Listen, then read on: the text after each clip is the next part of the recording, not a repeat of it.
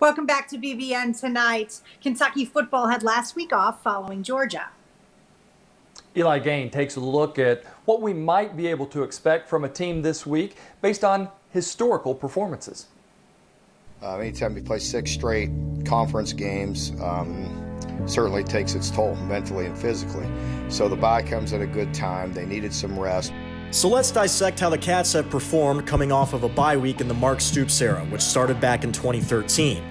Well, it wasn't pretty the first few seasons. From 2013 to 2015, the Wildcats were 1-4 following a bye week. But those were building years, though. Those early years, things would get a little bit better. From 2015 to 2019, Kentucky is 5-4. Now, in that record, I went ahead and included their bowl games, since they always have a few weeks off before those matchups. Of course, under Stoops, the Cats are 2-2 in those bowl games. 4 straight years, they've also had 2 straight wins.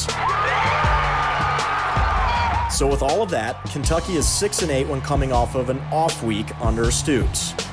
Now let's dive a little more into who they're playing this week, Vanderbilt. So since 2013, Kentucky has played Vanderbilt twice out of a bye week. Both times the Cats have hosted the Commodores, and both times they've had narrow victories. So in 2014, Kentucky, they outgained Vanderbilt 384 to 139. Honestly, overall, a pretty ugly game. No points even scored in the second half. The final score, 17-7 UK. But in 2018, fans were at the edge of their seats as the Commodores nearly pulled off a huge upset. Another defensive battle saw the game tied at 7 in the fourth quarter.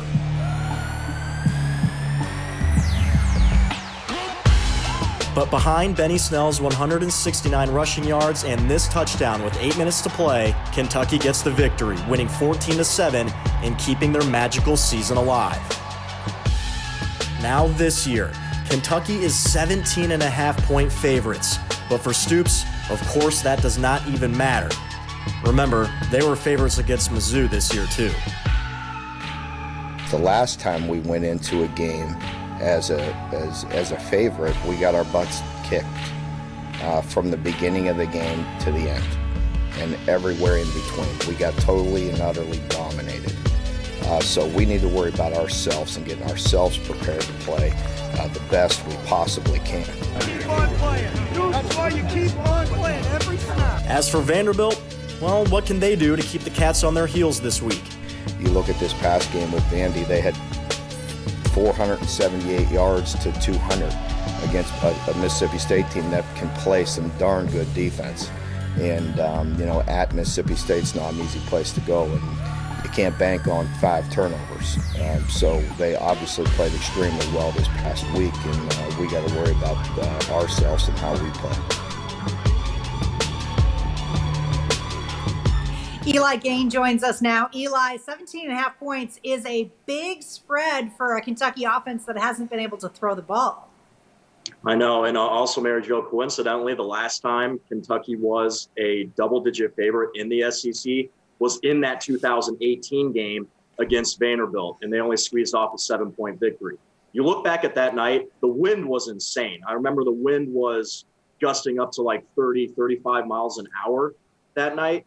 But you can't perform offensively like you did that night. The defense was able to bail them out, and they were able to ground and pound. If they have another performance like they did in 2018, people are not going to be happy, and you can see why. So hopefully you can put this game to bed by halftime. That would be nice. Stuff, Eli, thank you so much. Coming up next, we're going to welcome in Cash Daniel. Yeah, the UK Sports Network analyst talks about Kentucky's finishing to its season, how it can do. That's coming up next.